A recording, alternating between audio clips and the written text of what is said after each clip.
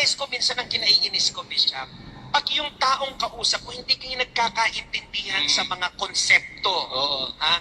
Ngayon, dati pagka ganun, ipipilit ko yung tama. Kasi alam ko tama ako eh. Yes. Pero na-realize ko, may kasabihan na sabi, it is better to be loving than to be correct. Oo. Parang minsan, mas pipiliin mo ng mas maging mapagmahal kaysa maging tama. Hindi naman ibig sabihin na babaliwalain natin ang katotohanan. Ibig sabihin, Bishop, Father, at mga kaibigan, case-to-case basis, Yeah. na-realize ko sa edad ko po ito, pag nilayan nyo po ito at huwag kayo magalit, mahirap po makipag-usap pagkausap nyo tanga. Yung tanga, Bishop, hindi naman yan dahil masama siya, Father, or Bishop. Kundi minsan may mga taong hindi, ito yung pinaniwalaan ko eh.